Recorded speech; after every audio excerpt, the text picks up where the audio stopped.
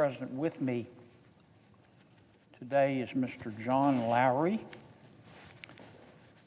who's one of my colleagues from my office, who's been a big help to me. Mr. President, as you know, when Vice President Harris and President Trump ran against each other for the presidency, one of the planks in President Trump's platform was that he was going to review every penny of federal government spending. Why did he say that? Why did he promise to do that? Well, first, there's a moral principle involved. People worked hard for their money, and when they give it to government, they're entitled to expect government to spend it efficiently. Number two, President Trump ran on that plank because of our debt. The federal debt is $36.5 trillion. You know, we throw these numbers around like a trillion, you know, we start to take them for granted. To give you a little perspective, this $36.5 trillion, it grows bigger by the second. It's going to increase. If we just keep doing what we've been doing, it's going to increase $1 trillion every 100 days. If we just keep doing what we've been doing, it's going to increase $10 billion a day. Today, nothing changed. We added $10 billion in debt. That's also $417 million an hour. That's $6.9 million a minute. I think I've been talking about a minute. We just added $7 million to our debt. That's why the president wants to get rid of spending porn. The reaction here in Washington, Mr. President, has been breathtaking. I understand Washington is not exactly a slice of America. I get that. I understand that Washington is not normal. Normal in Washington, D.C. is a setting on the dryer. So I get all that. We're different in Washington. But the pushback to President Trump's effort through Mr. Musk and his team to reduce spending has just been extraordinary. I mean, people are barking and yelping and shrieking about it. They sound like the game room in a mental hospital. And I get that a lot of people don't like President Trump, and I get that many people don't like Mr. Musk, and I get that Mr. Musk is different. I kind of like that. I mean, I like different. You know, he's the sort of guy that would wear, I don't know, he'd wear Crocs to a wedding. I get that. I find it kind of refreshing. But nobody's ever called him a dummy. And he's found an incredible amount of waste and abuse of taxpayer money, what I call spending porn.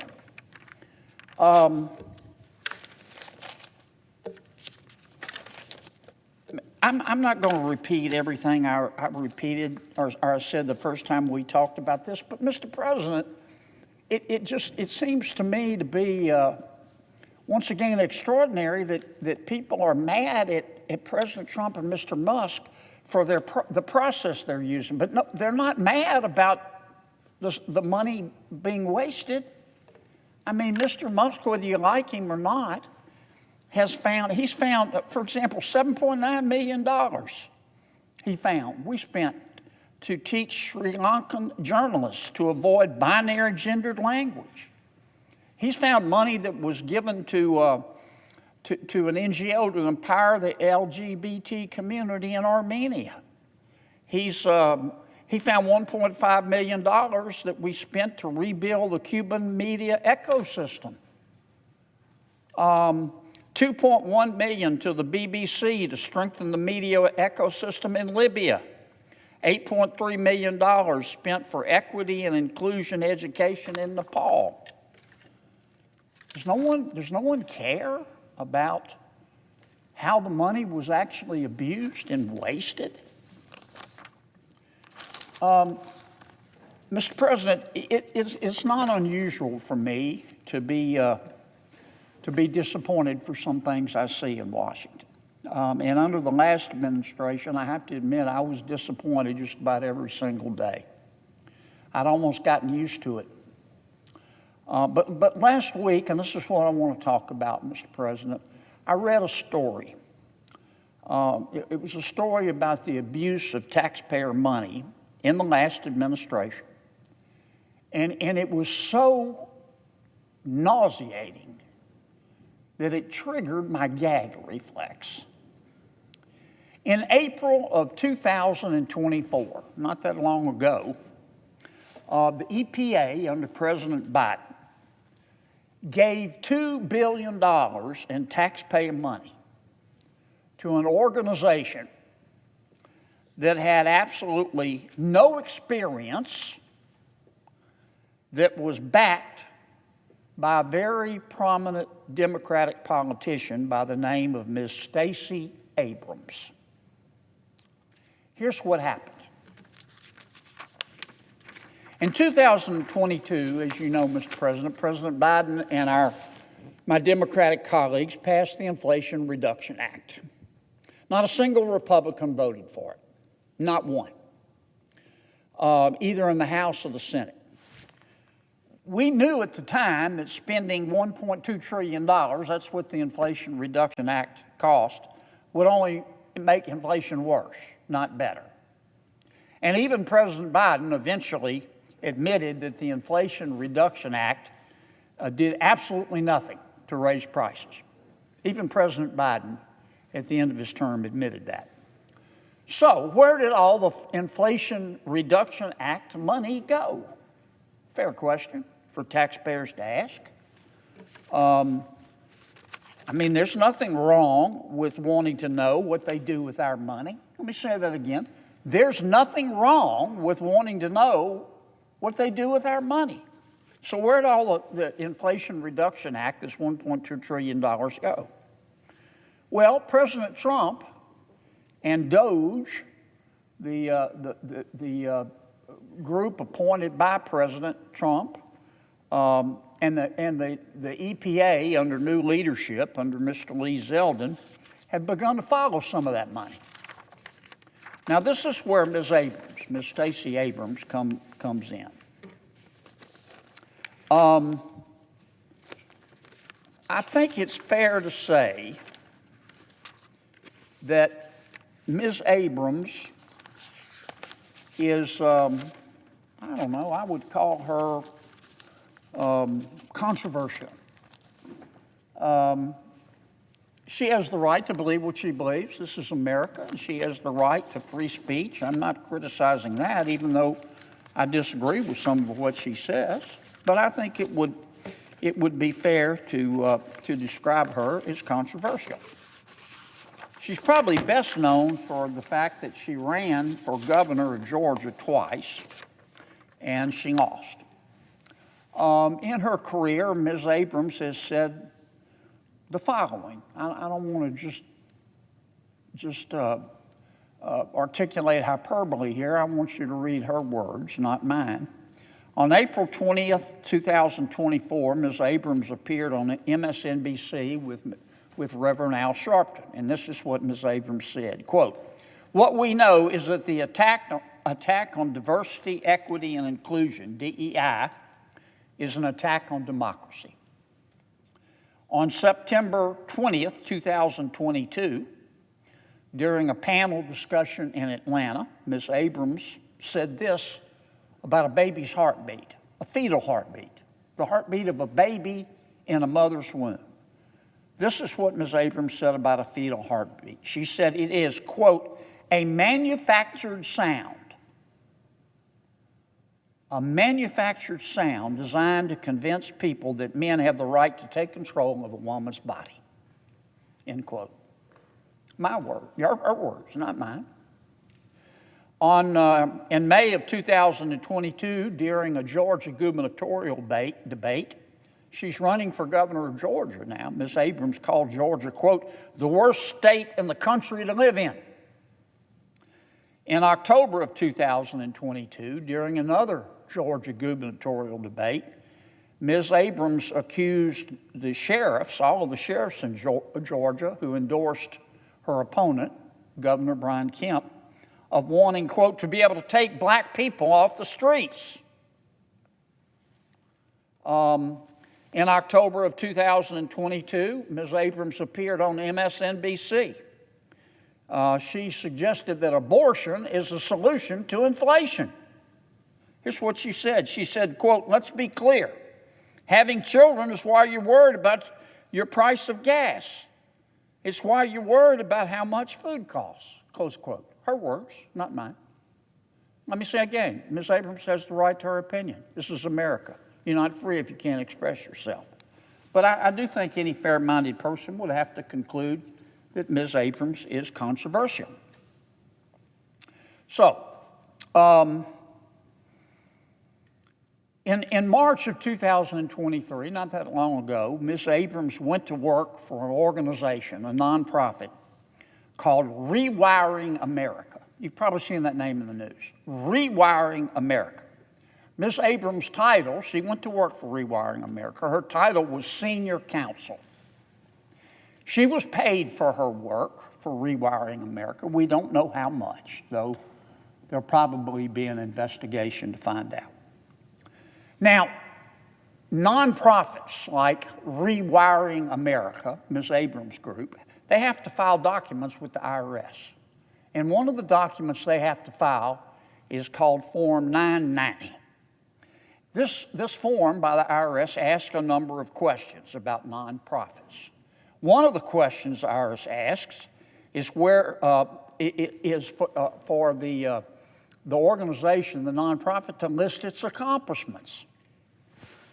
Rewiring America, Ms. Abrams' group, told the IRS in 2023 on this Form 990 that Rewiring America was, quote, this was Rewiring America's, quote, startup year for the organization. And the form goes on to say that the only accomplishment Rewiring America listed was that it had, quote, joined a coalition of other national organizations to apply for a grant from the Inflation Reduction Act's Greenhouse Gas Reduction Fund.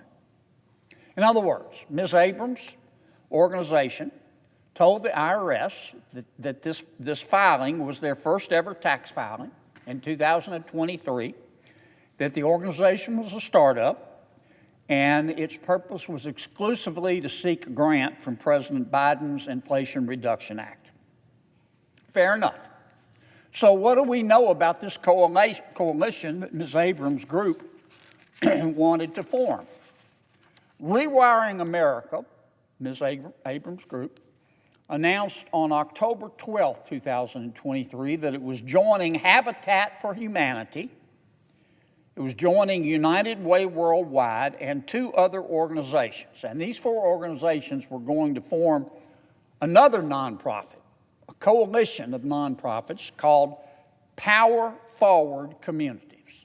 So you've got Power Forward Communities up here, you've got Rewiring America and some other organizations down here.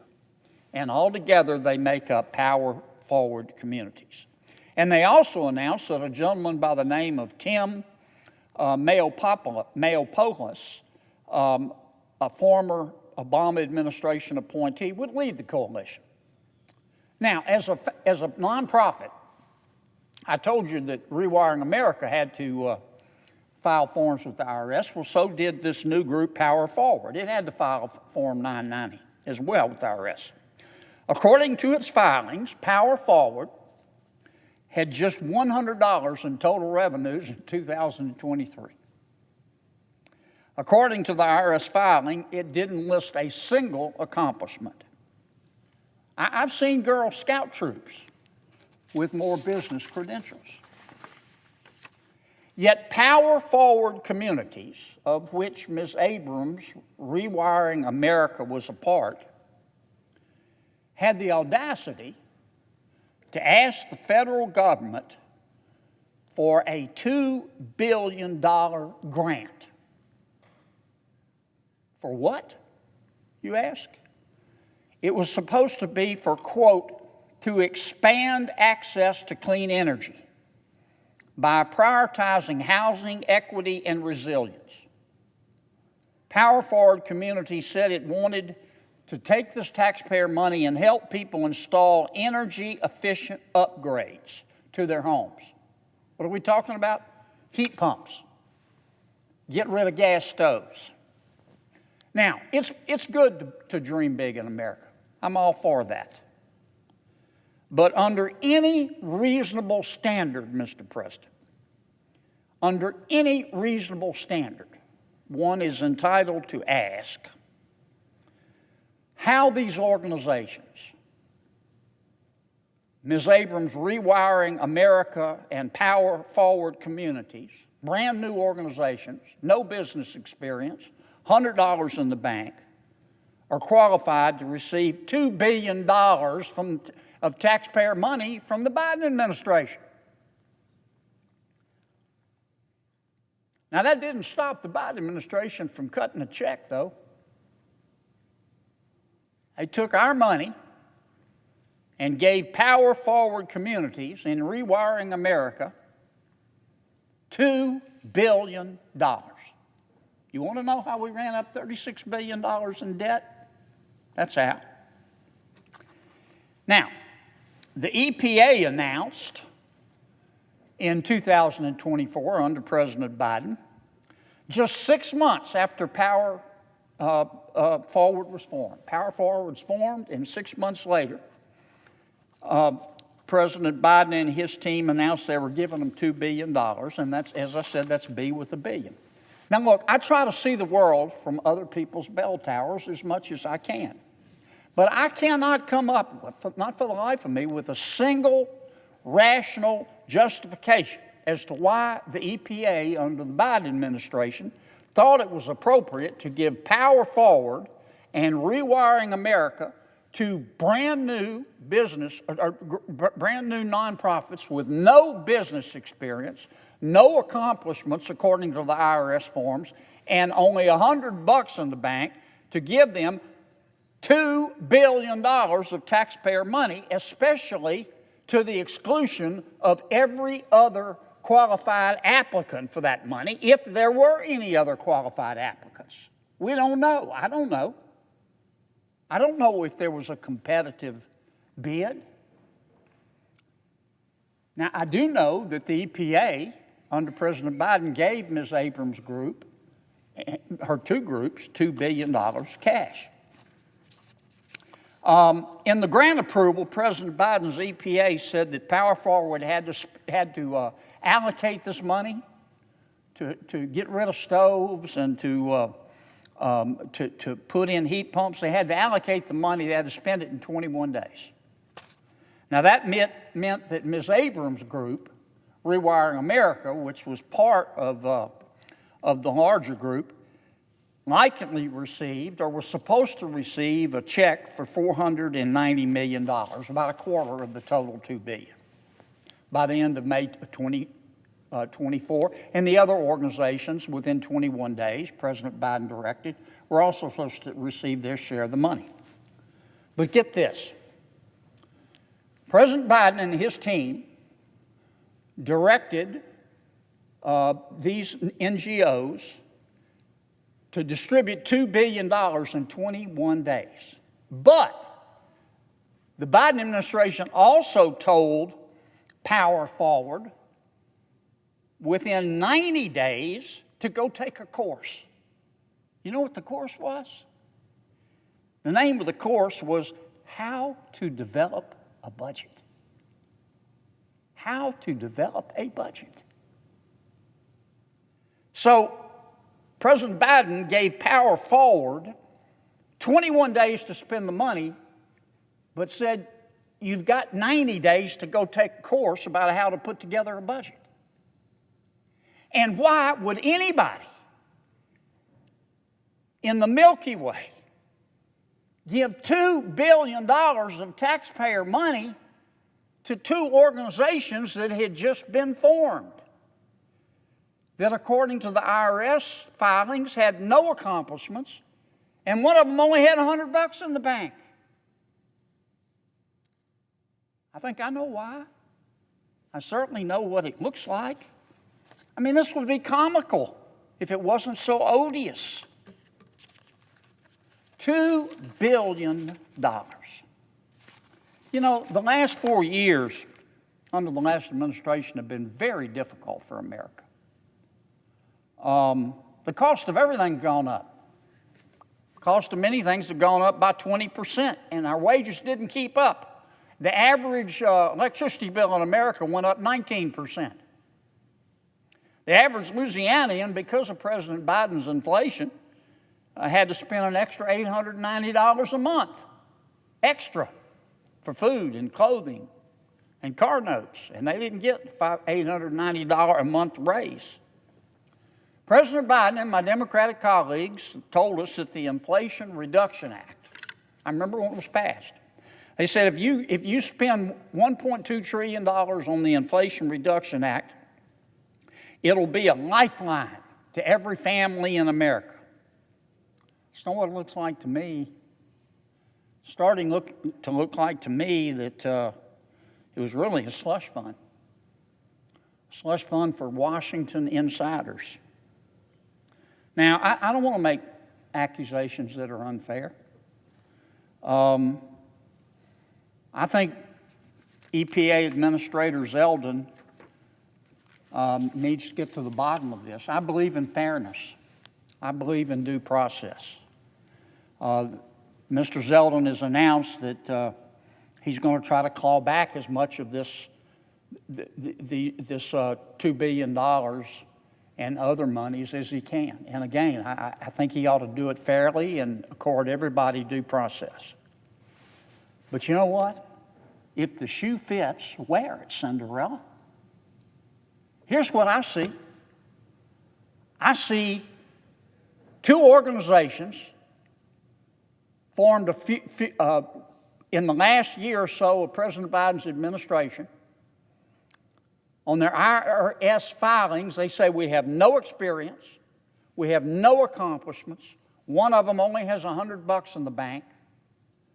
One of them, senior counsel, is Ms. Stacey Abrams, a well-known Democratic politician. I see them asking the President of the United States and his EPA for $2 billion cash to fight gas stoves and getting it to the exclusion of every other applicant who might have been able to use that money. Now, this is just the beginning of the type of spending porn that President Trump and Mr. Musk are uncovering, that people are screaming about. I'm going to repeat what I started with.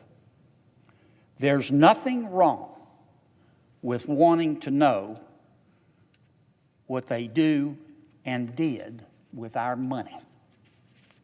And that's all President Trump and Mr. Musk are doing.